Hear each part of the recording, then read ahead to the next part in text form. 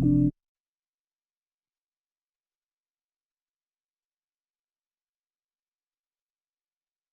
part of the Community Reinvestment Advisory Subcommittee meeting for Cuyahoga County Council. Madam Clerk, if you would call the roll, please. As a reminder to all in attendance, this meeting is being recorded and live streamed on the county's YouTube page. Calling the roll for Ms. Stevens. Present.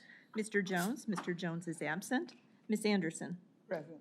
Mr. Gary Benjamin. Present. Ms. Blackwell. Present. Ms. Blue Donald. Present. Ms. Martin. Present.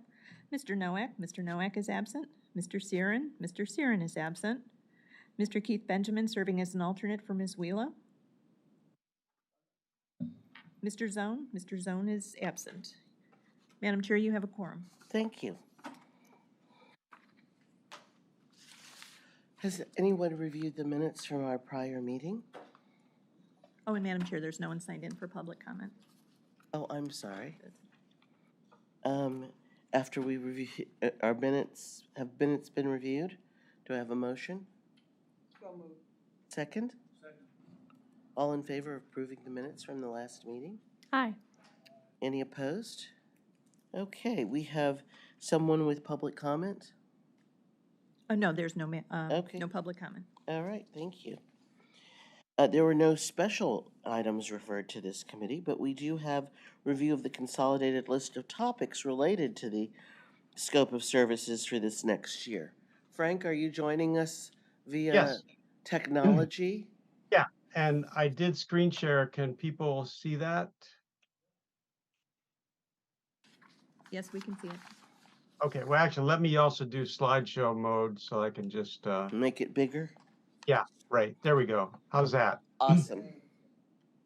So one thing that I was thinking before because I'm afraid I'll forget it, is that I think I will have some preliminary research, bank lending research done for the 2022 data by the time of our October meeting, if the group would like to see that. I'm just offering it. I'm not saying, you don't have to. But in fact, if we didn't do it, I could share what I have anyway, just by emailing it. So have you ever known this group to turn down a look at data? No, they're a bunch of nerds, right? So anyway, so discussion, enhanced scope of work of the subcommittee. Just a couple things that I thought, maybe even for my own clarification, and to make sure we're all on the same page, would the enhanced scope of work only apply to a bank partnering with the county, or could it apply to other banks not partnering with the county? And the reason that might be important is the third point, which is the availability of data to track whatever is agreed to or discussed. And now some data would apply to any bank, and that's the loans and the HMDA data. But then other data that's not tracked by the government would have to be requested from a bank, and things like grants a bank made for working capital, grants or investments they made for tax credit projects, down payment assistance programs, things like that. I don't know that would be available through the government, so we'd have to ask for that. So it's just a preliminary consideration. Even though I posed it as a question, I'm not sure we have to answer it. In fact, in the interest of time, should I just go ahead and continue? Let's continue to move. So just to review, everyone was asked to come up with suggestions for a list of topics, enhanced topics. And there were 11, and these are the 11 we came up with, and I'm not going to read through them all, at least not at this time, but they should be familiar to everyone. And then when we met on the July 26th, we had a pretty robust discussion about how would we take those 11 and consolidate them. And Cynthia and I were asked to come up with taking everything that the input that people had on the 26th, and to come up with a statement that does that consolidation. And so what you have here is, you'll see in red font and in parens are the original 11, and you can see how they were incorporated. two of them, number 6 and 10, were sort of general. So they're laid out in this like an opening statement. Greater access to banking products for underserved communities is an overarching goal, which, in addition to increasing access to mortgage loans, can include encouraging lenders to engage in partnerships in underserved communities that go beyond the guidelines of the Community Reinvestment Act. So that embraces number 6 and 10. And then proposed specific topics are in 4 groups: increasing and sustaining homeownership, which then includes down payment assistance, linking loans to homeowner counseling, partnering with HUD to ensure borrower success and sustainability. Small business lending stood by on its own. Home repair loans and home repair assistance stood on their own. And then there was access to working capital. And actually, the words working capital actually showed up in 2 different number 7 and number 11. So the 4th one is access to working capital, including, and then there are 2 bullets there: low-income housing tax credits and other investments and programs to increase affordable housing opportunities. Can I suggest, before we make a final decision here, and by the way, I think this looks good to me, but what I was going to suggest we do is then go to something else that I just put out for your consideration, thinking about each of these topics and to what extent do they lend themselves to actually being tracked or monitored. It just might be worth considering. It doesn't mean it doesn't have to drive the decision, but it might be worth factoring into things. So increased homeownership, HMDA data, census data, American Community Survey, small business loans. Now here's an issue right away. The CFPB, Consumer Financial Protection Bureau, isn't going to start collecting this until, it's going to start collecting, I think, in 24, if I'm not mistaken, but it wouldn't be available until 25. So we're talking 2 years away before we'd have the kind of data that we have with the HMDA data for residential mortgages. Although there's the possibility, SBA data, which I actually don't know a lot about, but maybe there's SBA data we could tap into. Home repair loans, well, again, that's HMDA data is going to be fairly good on that. Increased affordable housing, HMDA data, census data. There's home sale price data from the county, and it's also housed at Case Western. Linking loans to counseling. The only thing I can think of is counseling agency data. I'm not sure. Although the county, because they do fund counseling agencies, maybe they have data as well. Banking products, greater access to underserved. I think there's a case where we'd have to ask the banks to be disclosing that. And similarly, almost all of this is stuff that I think you'd have to ask from a bank. Unless, anybody, I just thought of putting it out here because maybe somebody's got an idea, something that I missed for where some of this stuff here intersects with a government requirement to disclose data. Because if not, then I think we're looking at needing to ask banks to disclose. Now, and a partner bank, that's easier because they're in the contract with the county, which goes back to that earlier question. If the expanded scope of work is beyond the contract with a bank with the county, then it might be a little more difficult, but not impossible. These are just things I wanted to lay out just before we go back to this, just to give you something to think about. But I would say let's open it up to see what people think about really anything I've laid out, but certainly this highlighted language in yellow. All right. Thoughts? Ms. Donald? Good afternoon, everyone. Frank, can you hear me okay? Yeah, yes, it can.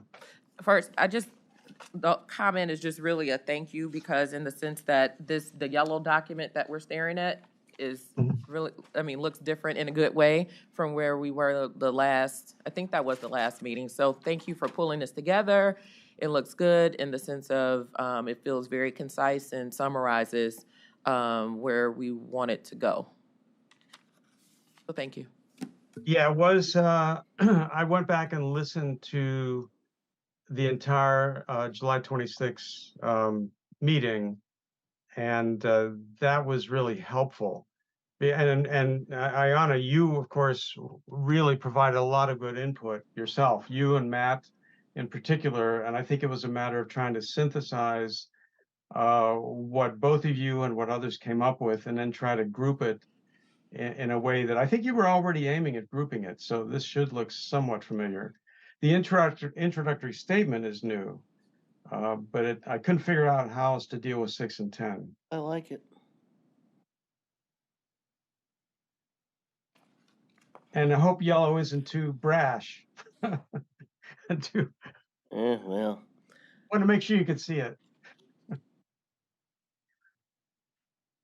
But I guess the question is, it's something that Cynthia and I had a little back and forth dialogue on, even following the meeting, was on the small business lending.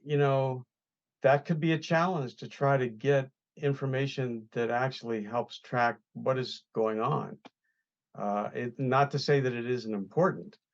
And I think I might have mentioned, maybe I mentioned at a previous meeting, that many decades ago, it was 1993 actually, when I was at the University of Colorado, I actually did a study on small business lending where we interviewed 450 small businesses, and it actually got a lot of press coverage, Wall Street Journal, local news. It's a big operation to do something like that, but it could be done. I'm not asking, not suggesting I want to do it, but really we all should look forward to when the federal government starts collecting, like the home mortgage disclosure data. In a couple of years, we're going to have small business data that's going to be incredibly powerful. But we just should think about what is it we would be doing in the absence of, if we don't have something to track. We don't have a way to track. That's the question. well, I want some way to track things, but in addition, while I like the 4 elements, one of the things that we fell into last time was that we didn't propose some quantifiable goals. Hmm. And so, in addition to having these 4 primary categories, I'd like to see us say that lenders who work with Cuyahoga County and receive financial support or have business dealings with us need to do a certain number of things. And that way, if they don't achieve it over the next 4 years, if that's what the administration recommends to us, is a new 4-year contract for our real estate loans, then I'm not real estate loans, but our real estate taxes. My head was someplace else before I got here.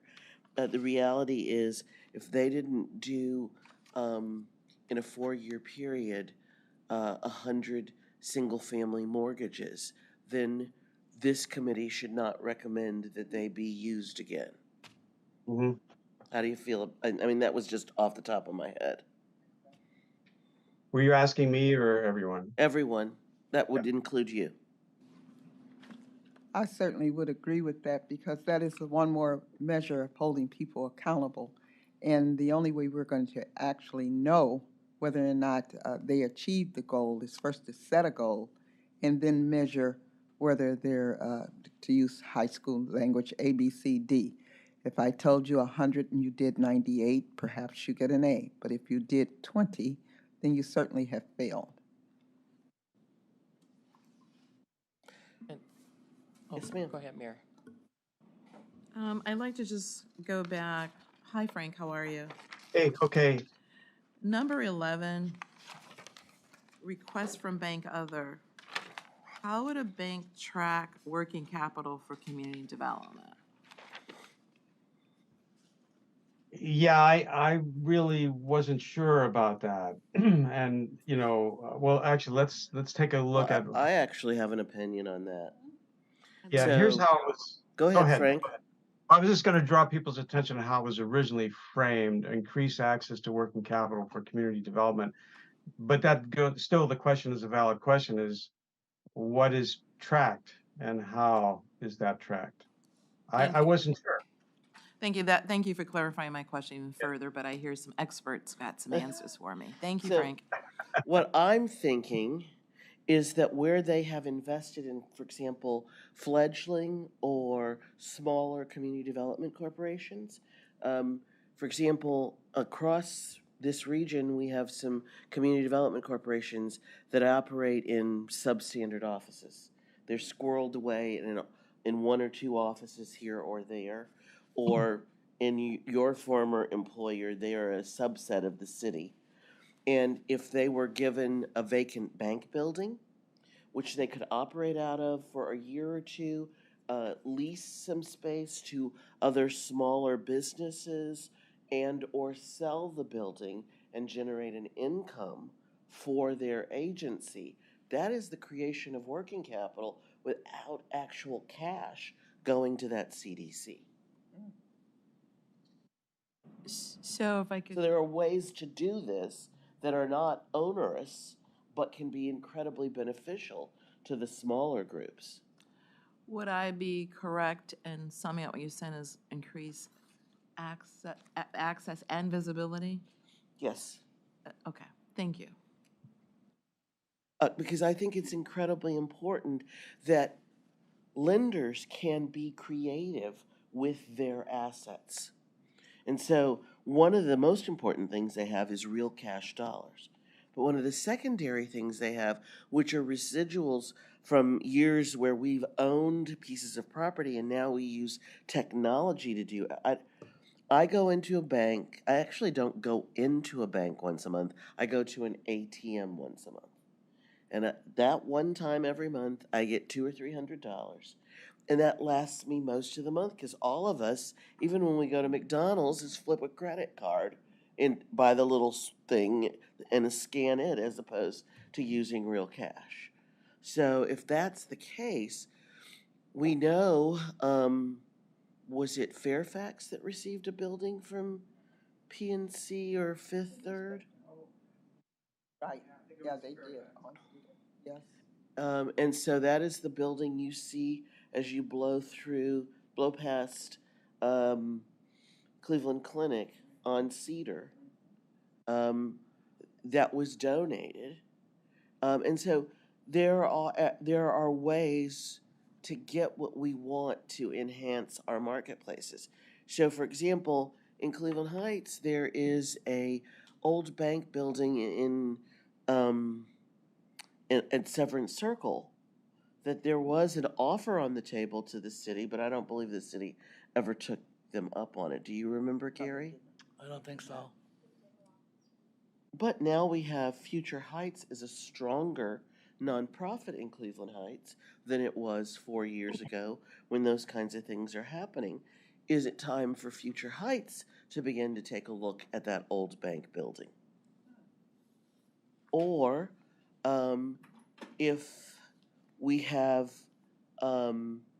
this is just off the top of my head, if given how big CHN has grown and now that they're ready for satellites on different sides of the county, is it time for them, especially since with COVID, they began to be one of the entities that helps us keep families in rental and home ownership situations because they're dispersing the CARES money, the rental assistance money.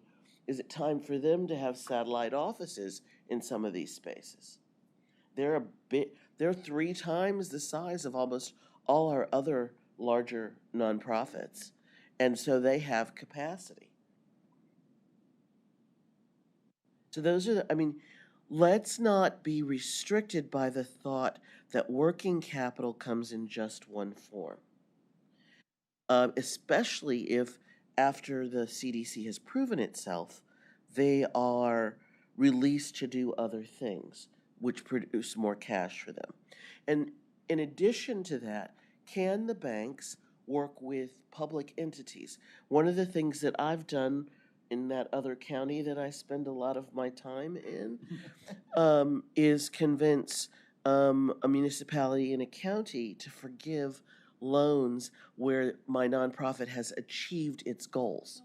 So, if 25 years ago we received home and CDBG funds to either build single family houses, build a mid rise apartment building, or build a commercial strip center, if I have kept them alive for 20 plus years, which is typically the maximum home or CDBG requirement, then shouldn't it's a lien on this, it's a mortgage on this property. It's sitting out there. It increases my liabilities on my financial statements, but if it was forgiven, that would increase my net worth because the liabilities would disappear.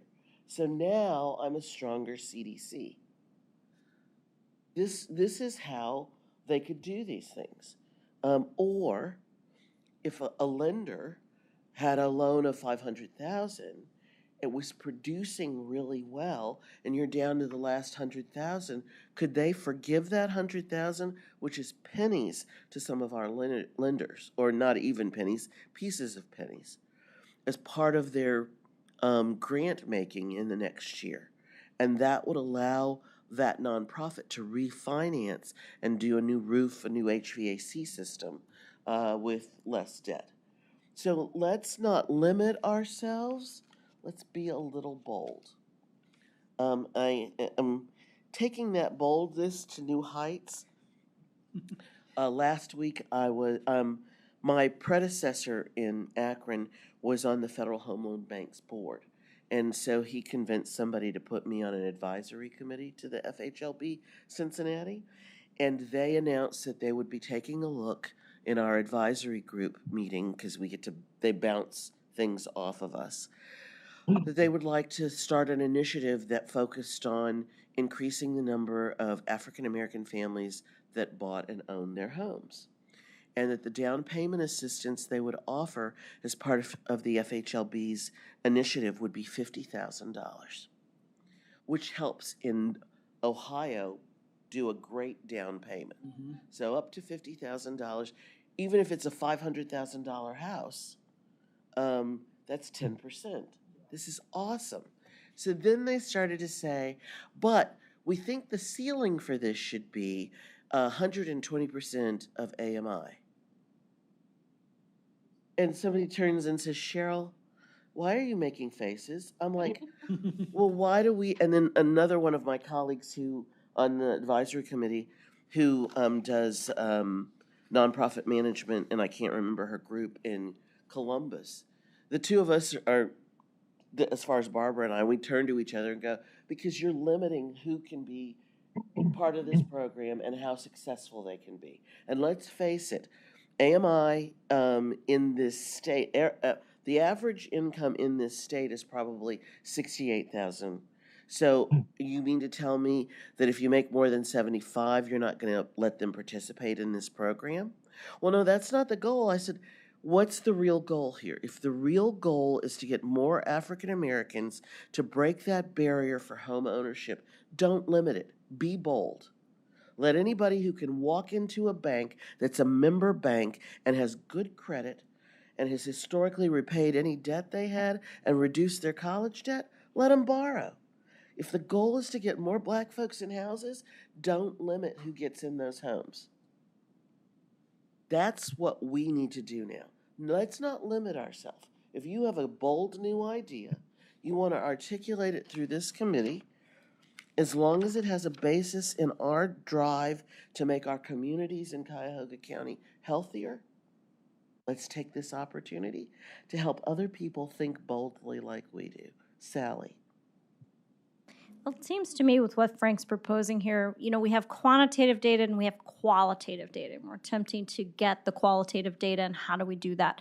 So one thought just to throw out to the group is, how can we work with our bank regulators? How can we work with the Federal Reserve Bank, the Office of the Comptroller of the Currency, to really drive some of this to create a community rating score? Because we don't get that from CRA. CRA tells us really nothing. Everybody passes CRA, they do fine on their CRA exam, but it doesn't really say anything. What we need is a community rating score. How are you really meeting the needs? How are you really a community advocate in that city? You know, so I guess, Frank, I just want to know, you know, what do you think about that? Um, and my hesitancy is not at all because I'm disagreeing with you. I had my mind oriented to following up on access to working capital with some suggestions. Um, I actually think what you have is it's a great idea. Um, and the Federal Reserve, the comptroller of the currency, are the two likely suspects that, you know, we can engage with them. They're here in Cleveland. They've got representatives of the Federal Reserve, of course, is a major presence, and the comptroller has an office with representatives. So yeah, I mean, we could craft something that's never been done. Say it again. What did you call it? A community? What did you call it again? Almost a You had a name for it. a community rating score, you know, and Yeah. a bank could voluntarily opt into this, you know, willing to disclose more information about how they're working in the community. You know, not something they're mandating them to do, but if they do, they get part of this rating score, and it could become, you know, a real feather in their cap if they're really doing a great job.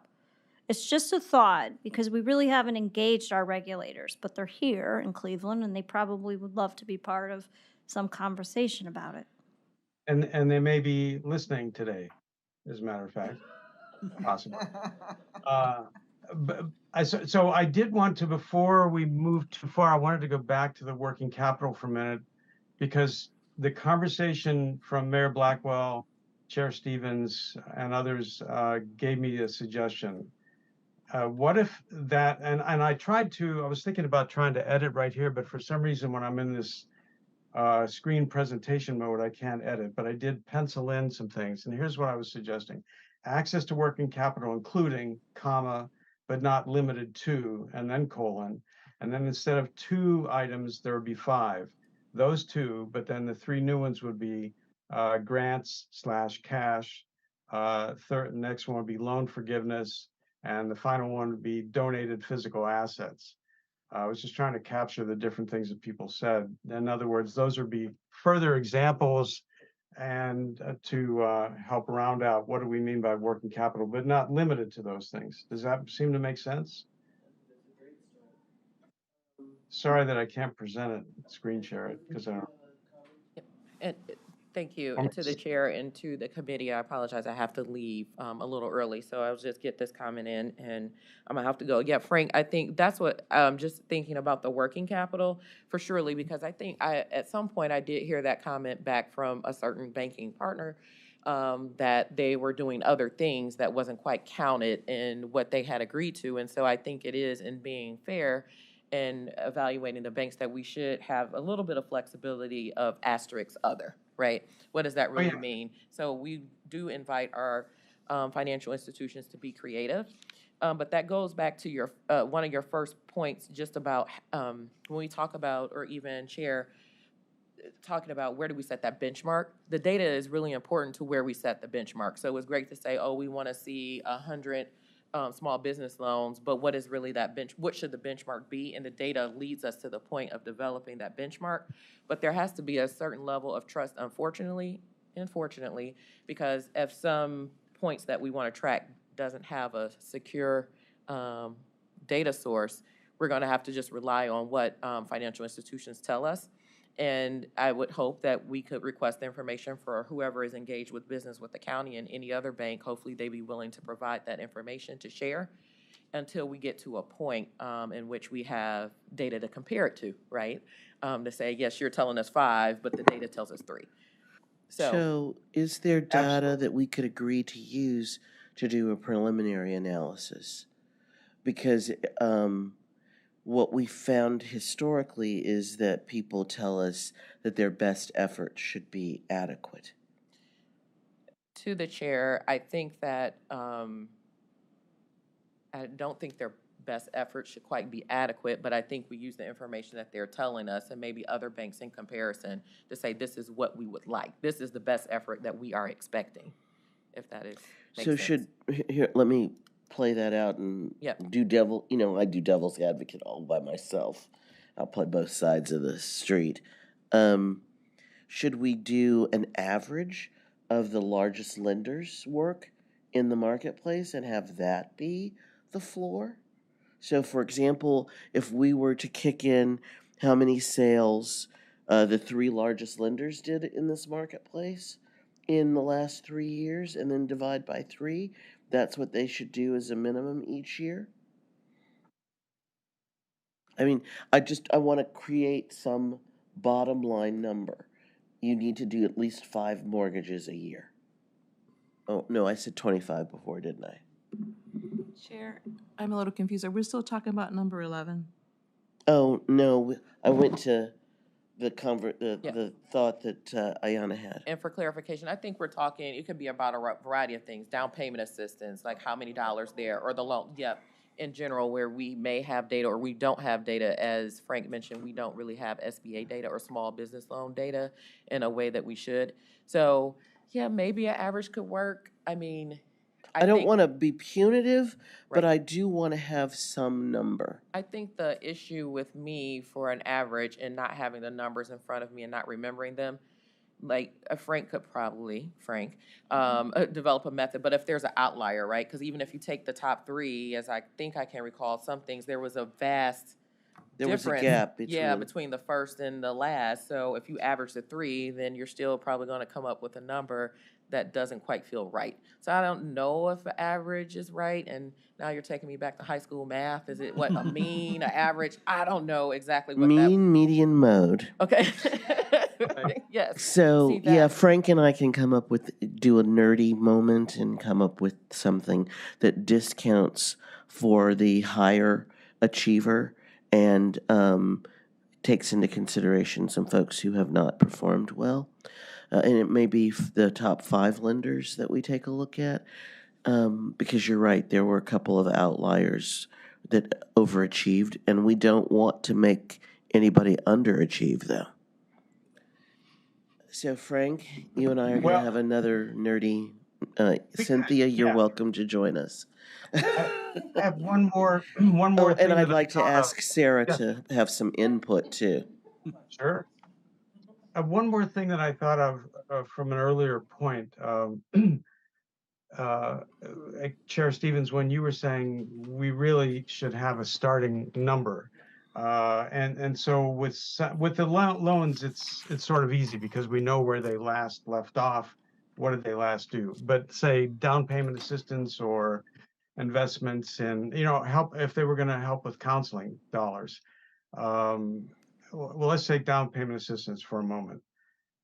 To arrive at what would be something reasonable that you would ask either the bank that's going to contract with the county or other banks, maybe we tap into the housing counseling agencies, and there are, half dozen of them, and ask them, what would they think would be, what do they need?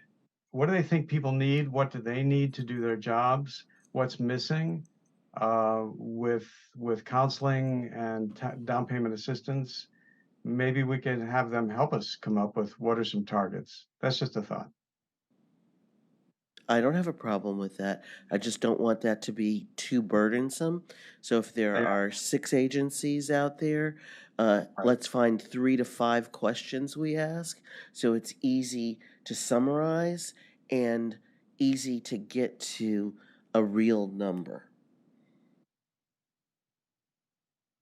I agree. Yes, not too burdensome. And all this depends on, are these items all staying in? If they're staying in, then down payment assistance is something. Home ownership counseling is something to look at.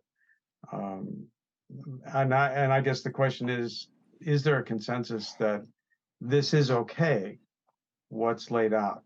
The 11 items stay, and they stay as they're grouped into 4 general categories with an introductory statement. Is there a decision or a consensus today amongst the committee? Mr. Benjamin, Gary Benjamin, sorry. Yes, I think it's great. And with your amendments to the 4th one. Yeah, So I will circulate that quickly as soon as I can to everybody. Yeah, the tough part's going to be coming up with the target, I think. But yeah, but this is good. So in the next couple of weeks, the four of us need to play with how we would come up with an average or median or mode. Are we, just to thinking about the, let's say, whatever the bank is that the county proposes to enter into another contract with respect to that, if that bank last year did X number of loans and it's already greater than what an average is of 5, does that mean there's really no expectation they have to do anything to improve? And maybe they don't. I'm not necessarily saying they do. I'm just pointing out that it may be, Well, then the new number would be negotiated with that lender. okay, They could set their own goal that Yeah. would be higher than than the number they'd historically achieved. I'd be Okay. delighted to have a lender who had a goal that they set for themselves that was higher than our minimum standard. yeah, I agree. How, Yes. how would anybody else feel? Mayor? Chair, I wasn't here in July, so forgive me if I'm confused. But out of the 4 that are on the screen, are they the priority the way it's listed, or is just the way it's listed? Like, is 1 the priority, and then 2 is the second priority? Is this order indicative of how we're prioritizing this? No, I don't think it was. That was, but please correct me, everyone. I just, they were just the 4 groups. I There don't were just recall. the 4 groups, but if I personally had to prioritize them, I always put home ownership first. I was hoping that was your answer. Yeah.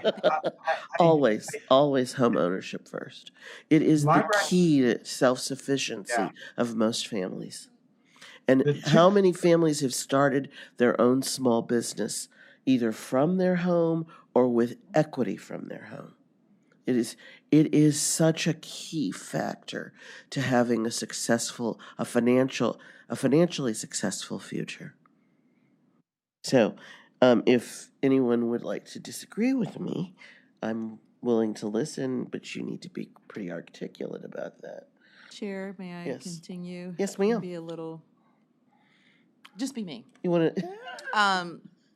Can we prioritize this list to see if we can get a consensus? I know that we have consensus that increasing state home ownership is number 1. Is small business loans number 2, or is home repair and home repair? Let's discuss that. Can we do that? Yes, yes. Thank you. So, Mayor Blackwell would like for us to talk about what comes after home ownership. I think when I look at the folks in this room right now, I know that home ownership has been number 1 for most of you for most of the time I've known you. So, since I think we have consensus there, how do we feel about small business loans ahead of home repair loans versus working capital for both nonprofits and small businesses? For me, it would be home repair loans and home repair assistance. That would be what you'd move into That's two. my number 2. Sally? I would have to agree with her. I believe home repair loans and home repair assistance is so critical in our county. Mr. Benjamin? Yeah, I agree. Once you get a home, you have to keep it. Yeah. So I think it's What a important. shock. Yeah. Mayor Benjamin. I've figured out how to differentiate between those two. Keith got a promotion. I did. I also concur. Home repair loans and home repair assistance would be number 2.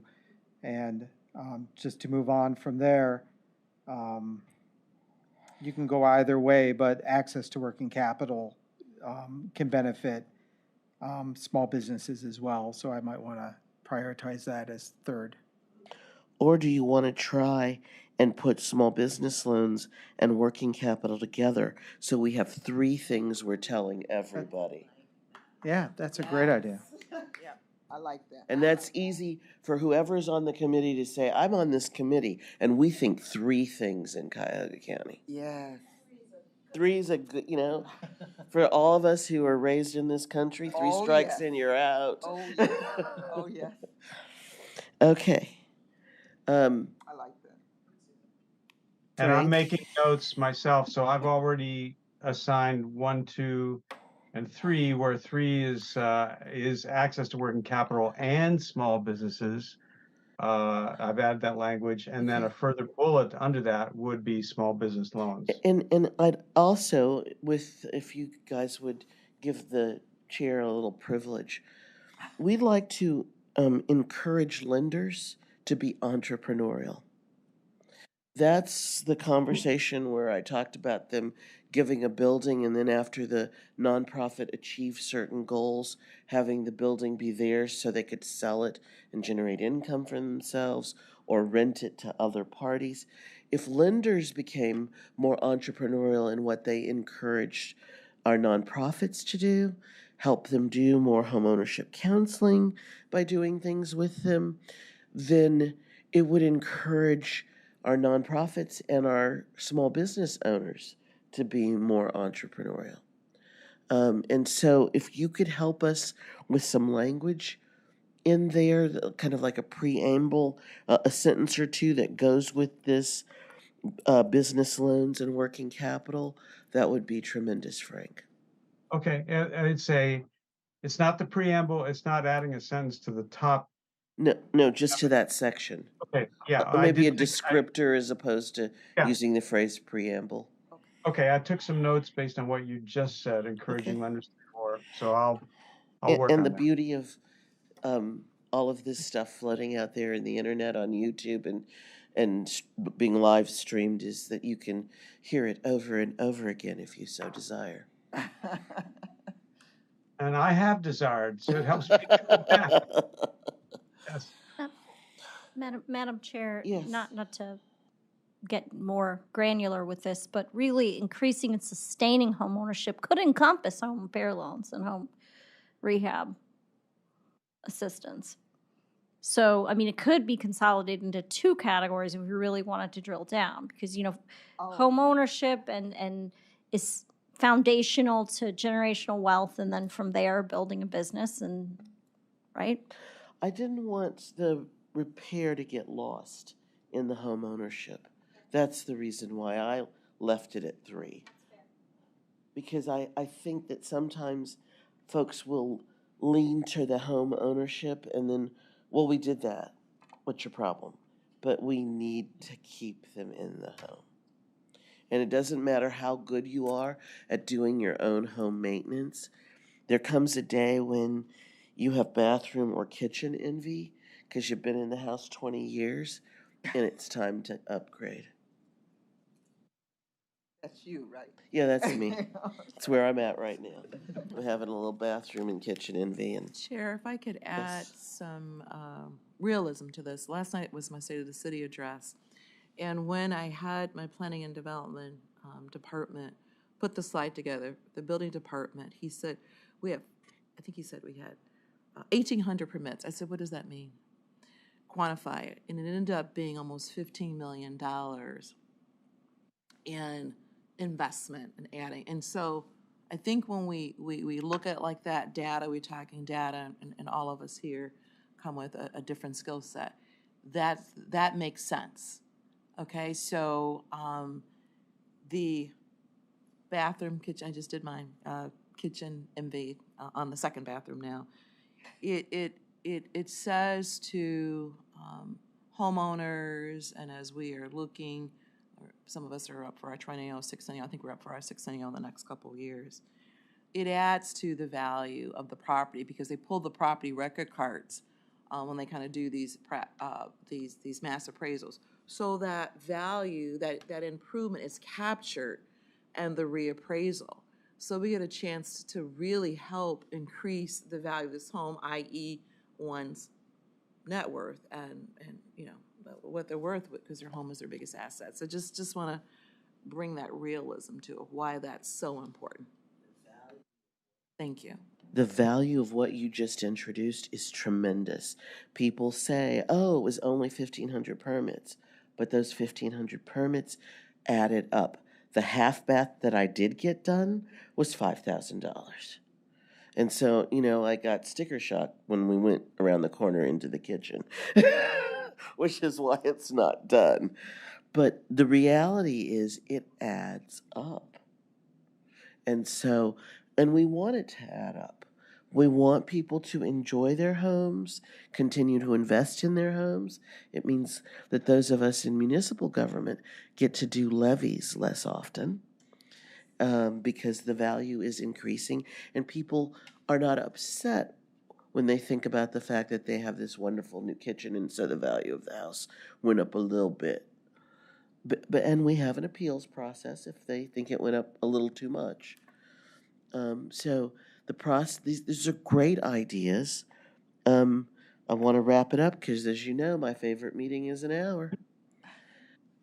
Last comments, Miss I just Anderson, want, oh, Frank. sorry. Oh, I was only gonna say that just to not, because I didn't mean to cut Sally off when she referenced the idea of the regulators, the comptroller of the Federal Reserve, because actually it is important, and I'd be interested in collaborating with anybody or trying to figure out, well, how do we do that? I think that we have our core piece that we've got you to work on, but if you would have a sidebar conversation with Sally so Okay, that you could explore that a little more, I'd appreciate it. all right. Miss Anderson, any additional thoughts? No, I'm well satisfied with today's meeting. Okay. Did we forget anything, Cynthia? No, not, I don't, I think we covered everything other than having Director Parks Jackson just kind of give us an update on her department and her goals for that.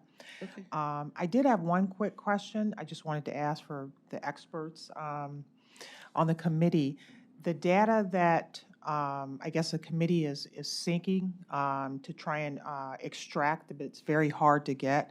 And maybe Frank, maybe you know this question a little better than others. Does the bank collect this data internally, and do they share it with anyone?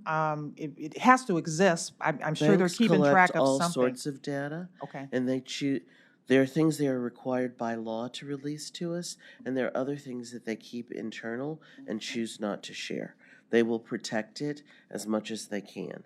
So the question is to take a refresh with ourselves what by law we are able to ask them, and then to push the edge of that envelope a little bit to ask them for a few more things. So if we can nudge them into a little bit more detail, then let's try and do that. But first we'll have to relook at what CRA allows us to ask for. Okay, we had one more item on the agenda. That's why I was like, I want to get as close to the 1 hour as possible. Sarah Parks Jackson, our Director of Housing, if you would I'll share stop with screen. us. She's had a couple of new thoughts in the last 30 days, to be polite, and we've had a couple of conversations on those new thoughts. Sarah? So I'm going to try to be quick, but I can always come back the next time you all meet so that we have the opportunity for questions.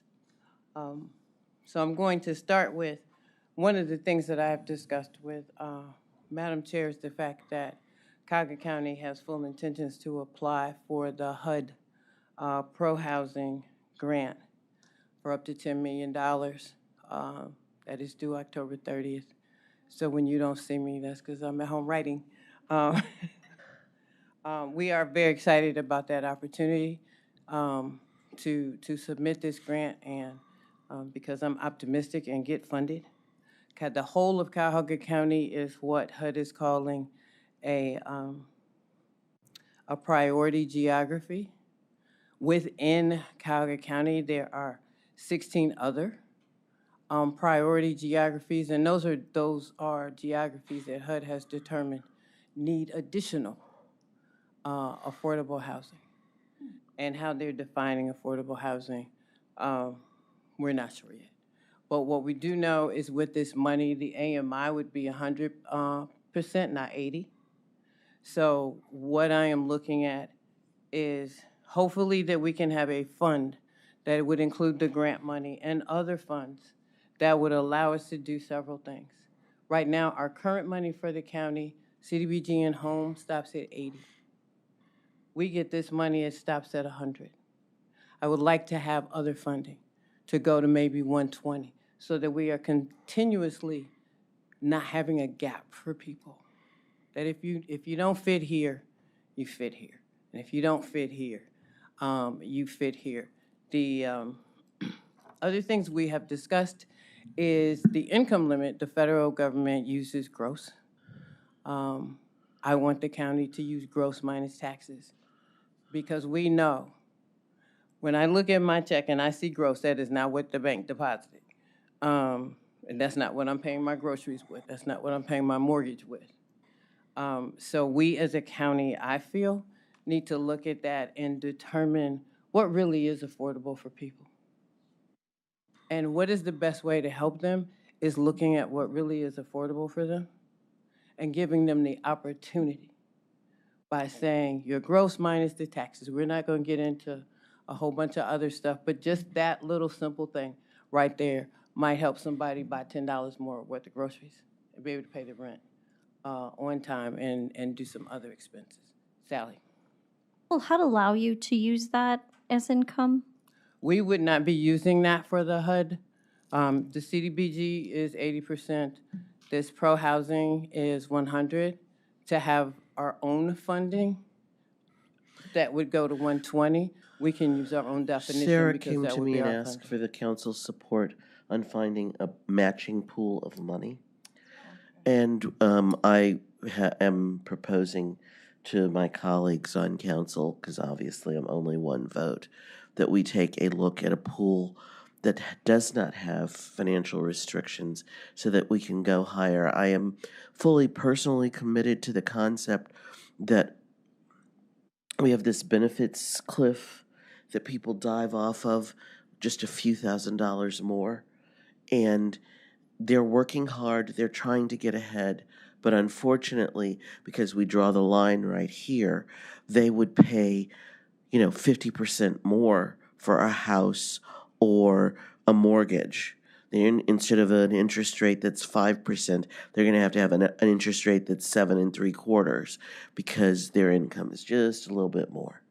And if, as I said with African American homeowners, the goal is to get more people into home ownership, more people into quality housing units, then let's change that if we can with pools of money that don't have huge restrictions.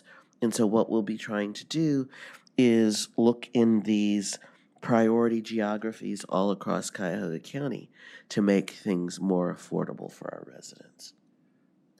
And if I may, with the funding that, the housing fund that the county would like to have, that would not be federal dollars. Some of the things that you all already talked about today are things that we've talked about. Having a countywide home repair program that exceeds those federal limits, having down payment assistance that exceeds those federal limits, providing financial assistance to nonprofit organizations and for-profit organizations to create infill housing or multifamily housing, but working with mayors to say, no, this is what I want for this community, because we recognize Cuyahoga County serves 59 communities and they are all definitely not the same. And we need to have those discussions with the mayors and the communities to determine what they see their needs are. We've got middle market communities, we've got high-end communities, we've got low-end communities. Let's talk to them. Let's find out. And with money that doesn't have the restrictions that the federal money does, we can do that, but we can also leverage that federal money in that community to help the residents that do qualify and the residents that don't qualify for the federal. We don't just put in 3 infill houses. I like to think we fix the street. The people that are already there, the people that were thinking about leaving that are now like, well, maybe if I can get $10,000 to do that kitchen, I could put in the other 10 and maybe I'll stay or something like that. So that's where we are, and that's what we're looking at, and we are feverishly writing this grant so that we can get it in and trying to find, Councilwoman, the chairman will tell you, I am looking for money under every single rock. This is incredibly exciting and great thinking. Congratulations to you. I hope you get this. Well, I'm assuming there's probably an allocation. We should have to fill out get the application in. Is it highly competitive or? It is highly competitive according to the HUD website, but we have heard that communities that have been designated as priority geographies, of which the county is. So we're not going to leave the city out. We're 59 communities in Cuyahoga County we will serve. I know the city's putting in their own application, at least that's what I was told, but I look at it, we get funded, we serve everybody. CD, one further comment, because this has been coming up a lot lately. The concept of accessibility and visitability is critical as we have an aging population and knowing that we have first floor living possibilities. Is that playing into your thinking on new creation of affordable housing? It is. There's a group of us that first looked at this NOFA and have been meeting, and that is the county's planning commission. That is Annie Peace before she went out. So we are looking at transportation-oriented development. We are looking at senior housing. The one thing that I have said with everyone is we know that there's a need for affordable housing. I don't care if it's reentry or veterans, the nucleus is affordable housing. The support services is what we then have to look at for those varying demographics, with the seniors being one of those demographics. So we're going to look at everything, but our core, as I've discussed with the chairman, is the affordable housing. How we split it out and get supportive services, we've got a whole different group of folks we have to talk to bring those in.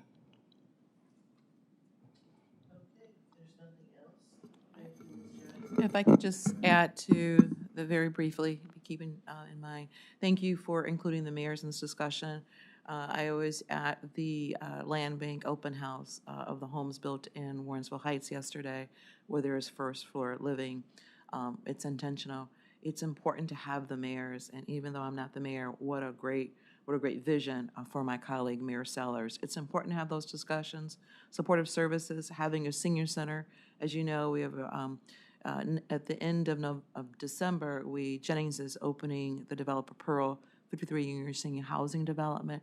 And so we already have a partnership with Jennings and our senior center for the buses we got through NOACA. Those systems are in place. So to hear you say that, I think is a great way to approach it, because those things are already in place. You just need to drop the house and give us the money, and we'll take care of the rest. Thank you. With no further ado, thank you all for attending, and we'll see you next month.